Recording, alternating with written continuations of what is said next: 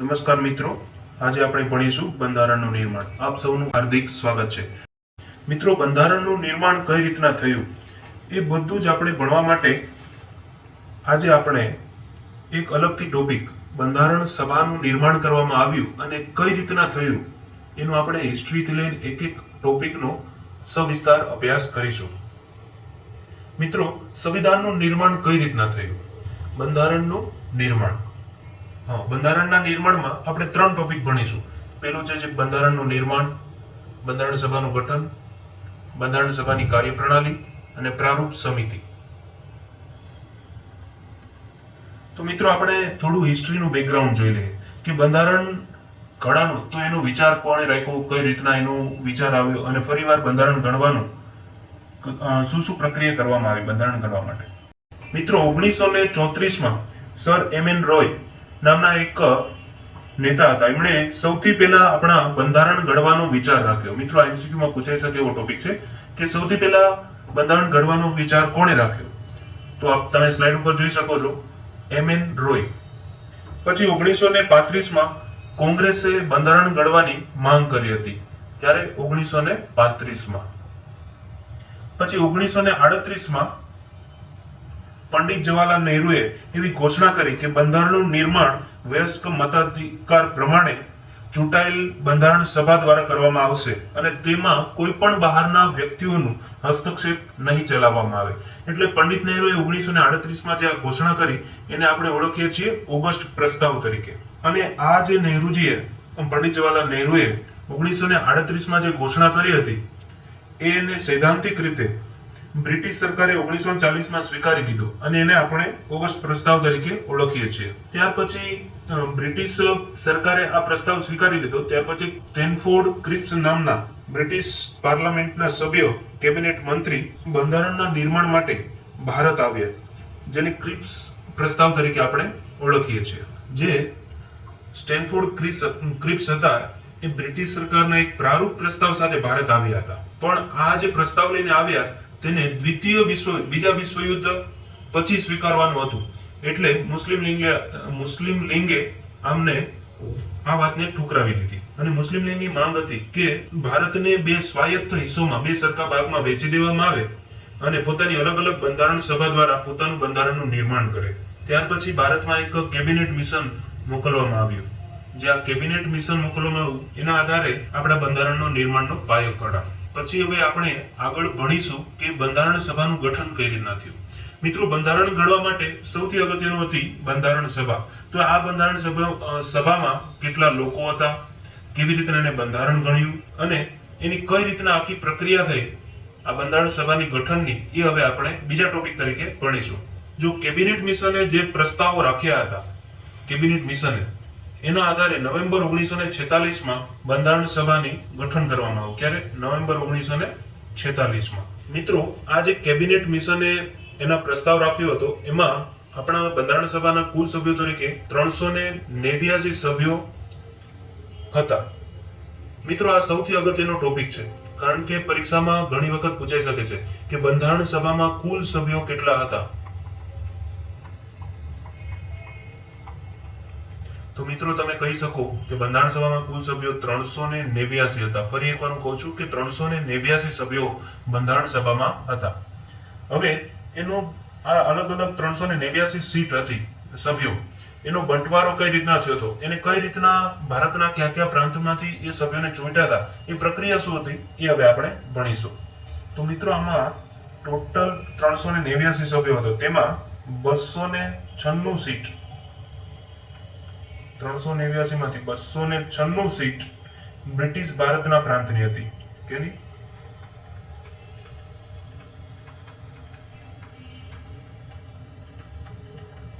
British ભારતના પ્રાંતની હતી. 296 plus 93 seat હતી એ દેશી રજવાડાઓને ફાળવેલી હતી. દેશી રજવાડાઓને. અને ટોટલ થઈ 389. હવે 292 બ્રિટિશ સીટોનું જે ફાળવેલી હતી, 296 સીટો જે બ્રિટિશ ભારતને ફાળવેલી હતી. કેટલી? 296. એમાંથી 200 ને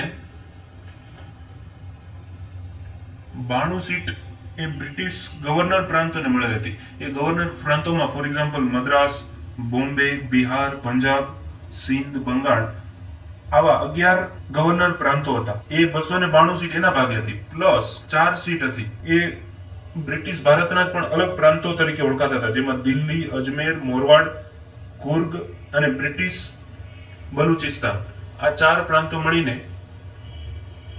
292 આગલી 11 પ્રાંતોની અને આ 4 અલગ પ્રાંતોની 4 સીટ એમ કરીને 296 સીટ બ્રિટિશ ભારતના ભાગે આવતી હતી. અને આપણે આગળ જોયું 93 સીટ છે એ દેશી રજવાડાઓના ભાગે આવતી હતી. હવે ત્યાર વખતે એવો સામાન્ય રીતે નિયમ બનાવેલો હતો કે પ્રત્યેક 10 લાખ લોકોએ એક સીટની ફાળવણી થતી હતી.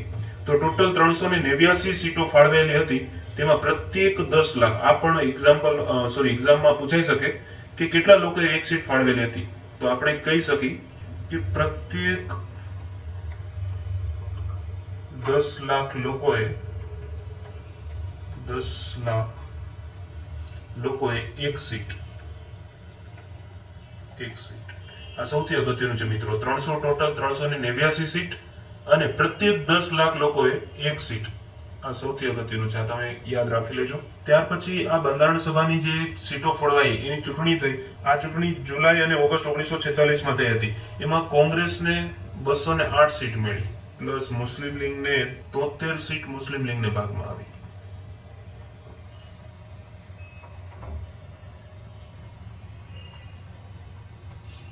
પ્લસ 15 સીટ સામાન્ય સભ્યોને મળી, મીન્સ અપક્ષ કોઈ પણ સ્વતંત્ર સભ્યો તરીકે ઉભા રહ્યા હોય એમને. એટલે ટોટલ કેટલી થઈ ગઈ પાછી 296. આ ચૂંટણી જે કરવામાં આવી હતી એ આ 296 જે બ્રિટિશ ભારતના પ્રાંત હતા એમની જ કરવામાં આવી હતી. એ ચૂંટણીમાં આ જે બ્રિટિશ ભારતના પ્રાંત છે એના વચ્ચે એના સદસ્યો વચ્ચે ચૂંટણી થઈ અને આ રીતના એ રિઝલ્ટ આવ્યું હતું. 208 સીટ કોંગ્રેસના ફાળે આવી હતી, એમાં જીતા હતા. 93 સીટ ઉપર મુસ્લિમ લીગ જીતી હતી અને 15 સભ્યો એવા હતા જે સ્વતંત્ર સભ્યો તરીકે ચૂંટાણા હતા. આવી રીતના ભારતના બધા જ પ્રાંતોના લોકો ભેગા મળીને સંવિધાન સભાની રચના કરવામાં આવી હતી. મીન્સ અલગ અલગ ભારતના બધા જ પ્રાંતોમાંથી લોકોને ત્યાં હાજરી સંવિધાન સભામાં હતી. એમાં 2 વ્યક્તિ અપવાદ હતા જે ભારતના સૌથી ટોપ મોસ્ટ રાજકારણી કહેવાય એ વખતના. એવા 2 વ્યક્તિ મહાત્મા ગાંધી અને મોહમ્મદ અલી જીના. આ 2 વ્યક્તિ એવા હતા જે બંધારણ સભામાં હાજર ન રહ્યા હતા. બાકી એ વખતના જેટલી મોટી મોટી હસ્તીઓ કહેવાતી હતી એ બધા જ વ્યક્તિઓ બંધારણ સભામાં 389 સભ્યોમાં હાજર હતા. હવે મિત્રો આપણે બીજો ટોપિક ભણીશું કે બંધારણ સભાની કાર્યપ્રણાલી. મિત્રો એમાં પહેલી બેઠક 9 ડિસેમ્બર 1946 થઈ હતી. ક્યારે? આ પણ 3 બેઠક છે. આ ઘણી બધી એક્ઝામો પૂછાઈ ગયેલું છે કે પહેલી બેઠક ક્યારે થઈ, બીજી બેઠક ક્યારે થઈ અને બંધારણ સભાની ત્રીજી બેઠક ક્યારે થઈ. તો પહેલી બેઠક છે એ 9 ડિસેમ્બર 1946 માં થઈ હતી. પછી બીજી બેઠક છે 2 દિવસ પછી, આ બાજુમાં હું લખી દીધું તમને, બીજી બેઠક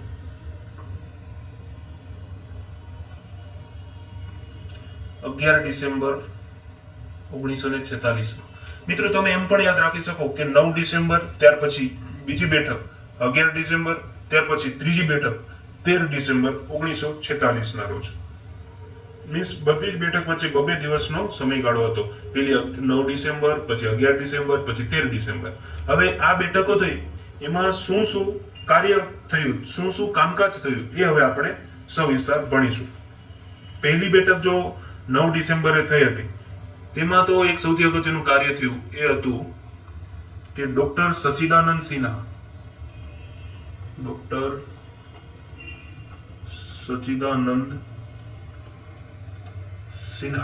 ને અસ્થાયી અધ્યક્ષ તરીકે ચૂંટવામાં આવ્યા. કોને? ડોક્ટર સચ્ચિદાનંદ સિન્હાને. હવે અહીંયા હું લખી દઉં અસ્થાયી અધ્યક્ષ. સંવિધાન સભાના અસ્થાયી અધ્યક્ષ તરીકે ડોક્ટર સચ્ચિદાનંદ સિન્હાને 9 ડિસેમ્બર 1946 માં ચૂંટવામાં આવ્યા હતા. ત્યાર પછી બીજી બેઠક થઈ. એમાં શું કામ થયું તો કે બીજી બેઠકમાં ડોક્ટર રાજેન્દ્ર પ્રસાદને રાજેન્દ્ર પ્રસાદ, જે આપણા પ્રથમ રાષ્ટ્રપતિ હતા, ડોક્ટર રાજેન્દ્ર પ્રસાદ ને સ્થાયી અધ્યક્ષ તરીકે ચૂંટવામાં આવ્યા. જો મિત્રો ભૂલ ન થાય, આ પણ એક્ઝામમાં કન્ફ્યુઝ કરવા માટે બંને જે એમસીક્યુ માં બંને નામ મેકેલા હશે. તો 9 ડિસેમ્બર 1946 માં જે પહેલી બેઠક થઈ તેમાં ડોક્ટર સચ્ચિદાનંદ સિન્હાને અસ્થાયી અધ્યક્ષ તરીકે ચૂંટવામાં આવ્યા હતા. સ્થાયી નહીં, ખાસ યાદ રાખો કે અસ્થાયી અધ્યક્ષ તરીકે. અને બીજી બેઠક થઈ 2 દિવસ પછી, જે 11 ડિસેમ્બર 1946 ના રોજ ડોક્ટર રાજેન્દ્ર પ્રસાદને સ્થાયી અધ્યક્ષ તરીકે ચૂંટવામાં આવ્યા. આ બહુ અગત્યના વર્ડ છે, સ્થાયી અધ્યક્ષ અને અસ્થાયી અધ્યક્ષ. અને નામ પણ ખૂબ જ અગત્યના છે. તમને કન્ફ્યુઝ કરવા માટે કોઈ પણ કોમ્પિટિટિવ એક્ઝામમાં આ બંને જ નામ એક સાથે રાખેલા હોય તો તમે કન્ફ્યુઝ ન થતા અને સાચો ઓપ્શન ટીક કરીને આવજો. પછી આ બીજી બેઠકમાં એક ત્રીજું કામ પણ કરવામાં આવ્યું કે ડોક્ટર બી.એન. રાવીને બંધારણીય સલાહકાર તરીકે નિમણૂક કરવામાં આવી હતી. હવે ત્રીજું કામ જે કરવામાં આવ્યું 11 ડિસેમ્બરમાં, એ બી.એન. રાયને બંધારણીય સલાહકાર તરીકે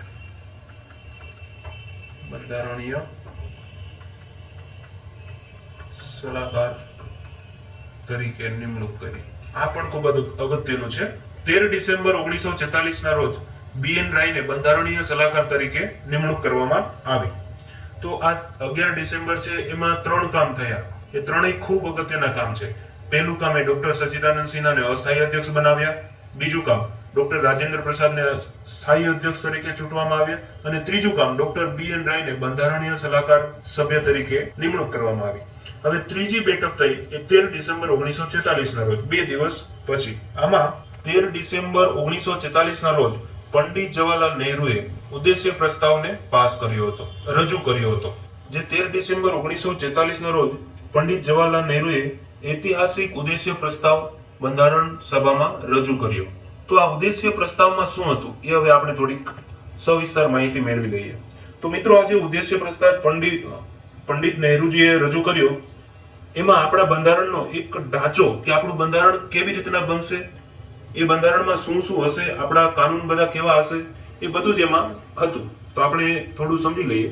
પંડિત નહેરુએ જે આ ઉદ્દેશ્ય પ્રસ્તાવ પાસ કર્યો, એમાં કહેવામાં આવ્યું હતું કે ભારતની બંધારણ સભા એક સ્વતંત્ર રાજ્ય તરીકે ઘોષણા કરે છે ભારતની. એમાં એવું પણ કહેવામાં આવ્યું હતું કે સંવિધાન સભા એક સંવિધાનનું નિર્માણ કરશે. પછી બીજો મુદ્દો એ હતો, આ પ્રસ્તાવમાં એવું પણ કહેવામાં આવ્યું હતું કે ભારતમાં સામેલ બધા જ ક્ષેત્રો અને બધા જ રાજ્યો ભારતીય સંઘના એક હિસ્સા તરીકે ગણવામાં આવશે.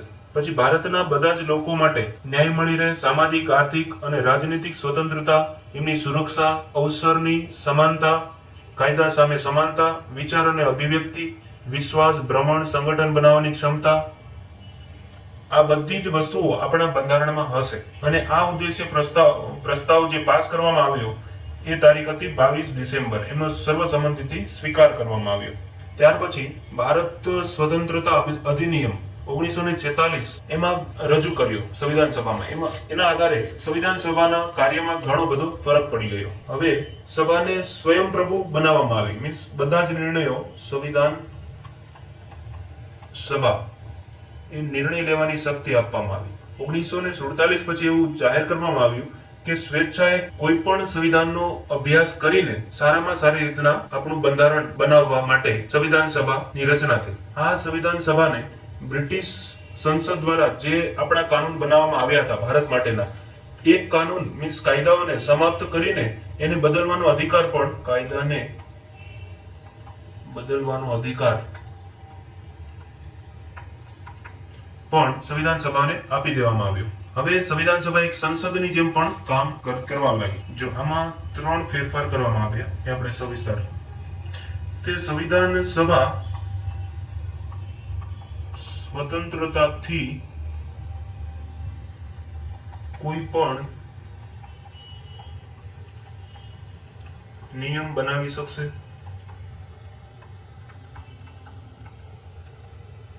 પછી બીજો ફેરફાર એ કરવામાં આવ્યો કે બ્રિટિશ ભારતે જે પણ કાયદા બનાવ્યા હતા એ કાયદાને બદલી શકશે.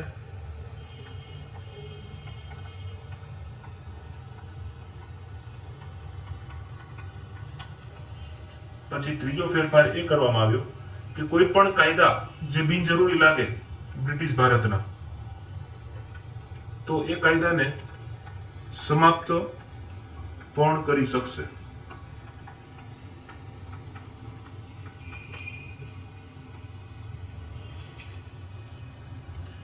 હવેથી બંધારણ સભા બે કામ કરતી હતી.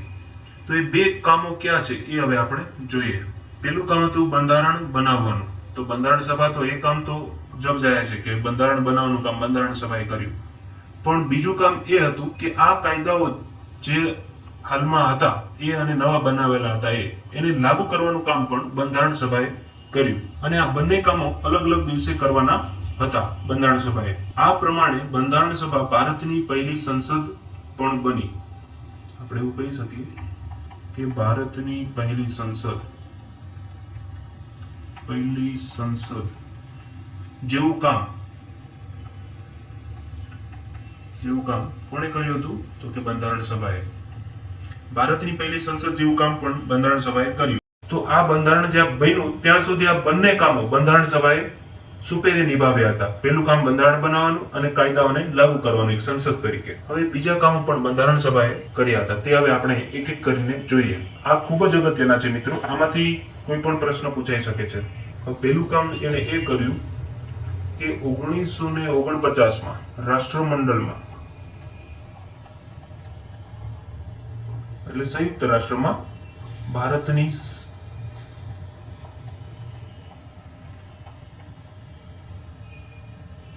સદસ્યતા લેવામાં આવી. ભારતને સદસ્યતા મેળવી. મીન્સ ભારતને એમનું સભ્ય બનાવ્યું. પછી બીજું કામ શું કર્યું હતું સંવિધાન સભાએ? 22 જુલાઈ 1947 રાષ્ટ્રધ્વજને અપનાવ્યો.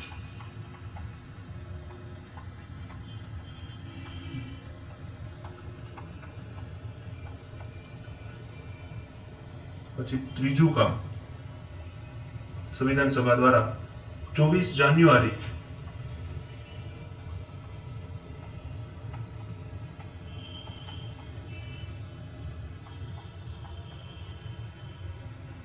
1950 ના દિવસે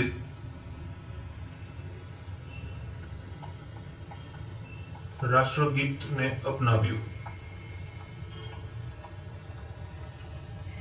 પછી ચોથું કામ ફરી એ જ દિવસે બે કામ થયા હતા. 24 જાન્યુઆરી 1950 ના દિવસે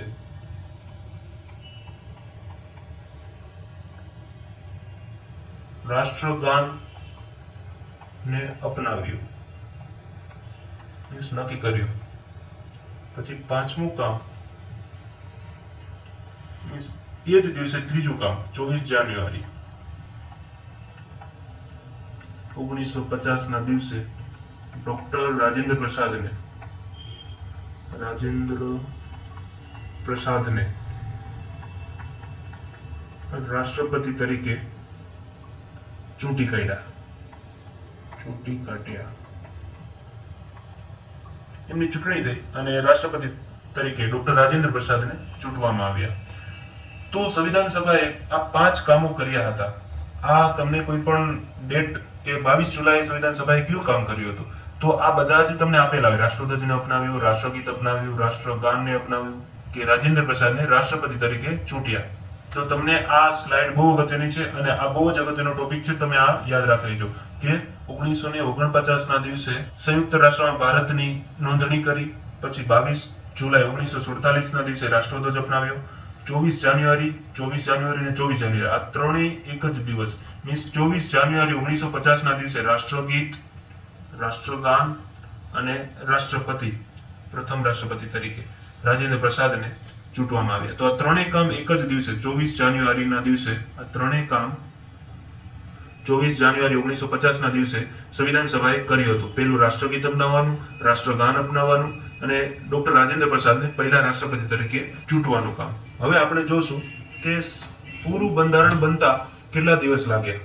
તો 2 વર્ષ 11 મહિના અને 18 દિવસ આ સમયગાળો છે. સમય લાગ્યો. આખું જ બંધારણ તૈયાર થતા 2 વર્ષ 11 મહિના અને 18 દિવસ લાગ્યા હતા. આ 2 વર્ષ 11 મહિના અને 18 દિવસમાં બધા સભ્યોની કુલ 11 બેઠકો થઈ હતી. એમાં 64 લાખ રૂપિયાનો ખર્ચ થયો હતો અને 24 જાન્યુઆરી 1950 સોરી અહીંયા લખતા ભૂલાઈ ગયું છે 1950 24 જાન્યુઆરી 1950 ના દિવસે બંધારણ સભાની અંતિમ બેઠક થઈ. હવે આપણે બીજો એક ટોપિક જોશું જે બંધારણ સભા સંવિધાન સભાનો અગત્યનો ટોપિક છે, એ છે પ્રારૂપ સમિતિ. તો પ્રારૂપ સમિતિ એટલે શું, પહેલા તો આપણે એ જાણવું પડે. તો આપણે વાત કરતા હતા પ્રારૂપ સમિતિ એટલે શું. તો મિત્રો, ખરડા સમિતિ સૌથી અગત્યની સમિતિ હતી. એમણે આખું બંધારણનો ઢાંચો તૈયાર કર્યો. એ બંધારણમાં શું શું રાખવું, શું ન રાખવું, કેવું આપણું બંધારણ હોય, કેવા કાનૂન છે, બધા જ દેશોના અલગ અલગ બંધારણનો અભ્યાસ કર્યો અને એમાં 7 સભ્યો હતા. જો આ પ્રારૂપ સમિતિ ક્યારે ઘડાણી, તો એની તારીખ છે 29 ઓગસ્ટ 1947 માં આ પ્રારૂપ સમિતિની નિમણૂક થઈ અને એમાં ટોટલ 7 સભ્યો હતા. પણ હવે એમાં 7 સભ્ય ક્યાં હતા એ આપણે જોઈ લઈએ. ખૂબ અગત્યના નામ છે, તમે યાદ રાખી લેજો. ડોક્ટર આંબેડકરજી પહેલા સભ્ય, એના અધ્યક્ષ હતા ડોક્ટર આંબેડકર. હાઉસમાં લખી દો અધ્યક્ષ. પ્રારૂપ સમિતિના અધ્યક્ષ કોણ હતા એવો પણ પ્રશ્ન પૂછાઈ શકે એક્ઝામમાં, તો તમે કહી શકો કે ડોક્ટર આંબેડકરજી. પછી બીજા સભ્ય હતા એન ગોપાલ સ્વામી. એન ગોપાલ સ્વામી આયંગર. પછી ત્રીજા સભ્ય હતા અલ્લાદી કૃષ્ણ સ્વામી અય્યર. અલ્લાદી કૃષ્ણ સ્વામી અય્યર. પછી ચોથા સભ્ય હતા એ ડોક્ટર કે મુનશી.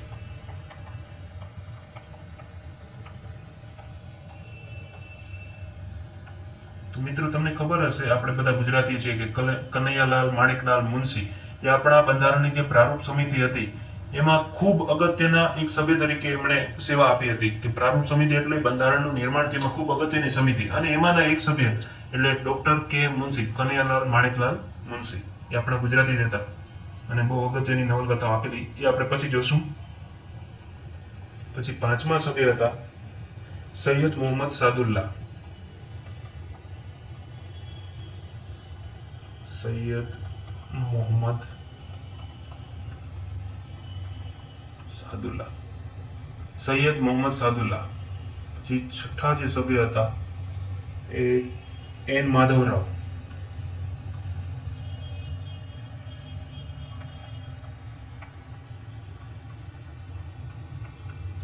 એન માધવરાવ. પછી સાતમા જે સભ્ય હતા એ હતા ટી કૃષ્ણમાચારી.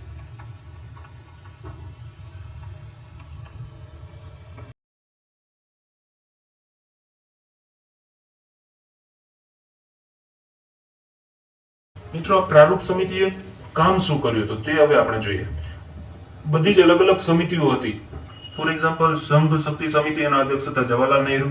પ્રાંતીય સંવિધાન સમિતિ, એમના અધ્યક્ષ હતા સરદાર પટેલ. પણ એ બધી જ અલગ અલગ જે સમિતિઓ હતી એ સમિતિઓના પ્રસ્તાવો જેમણે આપ્યા, એ સમિતિના પ્રસ્તાવો ઉપર વિચાર કરીને આ પ્રારૂપ સમિતિએ ભારતના બંધારણનું પ્રારૂપ તૈયાર કર્યું, કે આખો એક ઢાંચો તૈયાર કર્યો.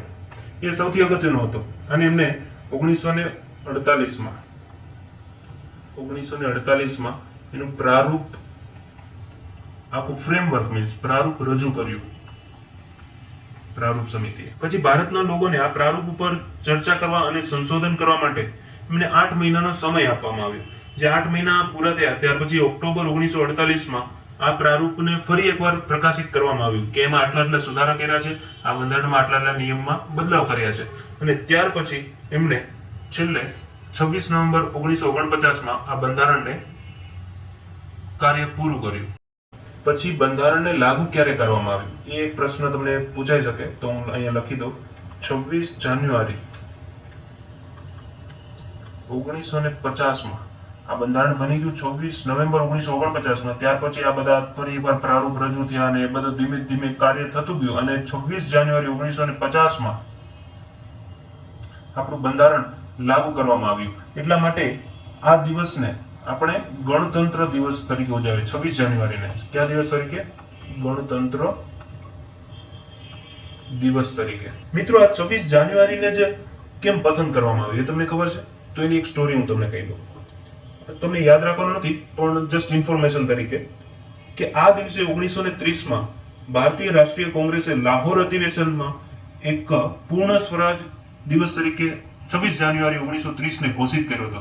મીન્સ લાહોરમાં 1930માં જે અધિવેશન ભરાણું હતું કોંગ્રેસનું વાર્ષિક અધિવેશન, એમાં 26 જાન્યુઆરી 1930 ના દિવસે પૂર્ણ સ્વતંત્ર દિવસ તરીકે મનાવવામાં આવ્યો હતો. એ જ દિવસે આપણે પૂર્ણ સ્વતંત્ર તરીકે આપણું નવું બંધારણ લાગુ કર્યું, તો આપણે એ દિવસને બંધારણ સભાએ ગણતંત્ર દિવસ તરીકે, તો 26 જાન્યુઆરી 1950 ને આપણે ગણતંત્ર દિવસ તરીકે ઉજવીએ છીએ. મિત્રો, હવે છેલ્લું એક એ જોઈ લઈએ કે આપણું બંધારણ જ્યારે 26 જાન્યુઆરી 1950 માં લાગુ થયું ત્યારે એમાં શું શું વસ્તુ હતી. તો આ 3 વસ્તુઓ, એક પ્રસ્તાવના, 395 અનુચ્છેદ હતા. અત્યારે તો ઘણા બધા છે, પણ જ્યારે લાગુ થયું ત્યારે કેટલા અનુચ્છેદ હતા? 395, અને 8 અનુસૂચિઓ હતી. ત્યારે 8 અનુસૂચિઓ હતી. અત્યારે કેટલી છે? 12 અનુસૂચિઓ છે. કે આપણે આગળના લેક્ચરમાં આપણે ભણીશું કે અનુસૂચિઓ કેટલી છે, અનુચ્છેદ કેટલા છે, અનુચ્છેદમાં સંશોધન કઈ રીતના થાય છે. એ આગળના લેક્ચરમાં જ્યારે હું અપડેટ કરીશ ત્યારે આપણે ફરી પાછું આગળ ભણીશું. હવે ડોક્ટર આંબેડકર આ એક એવા વ્યક્તિ છે કે એમને બંધારણના પિતા તરીકે ઓળખવામાં આવે છે. તો એ શું કામ બંધારણના પિતા તરીકે ઓળખવામાં આવે છે? બંધારણ સભામાં દલીલો થતી હતી તેમાં તર્કસંગત અને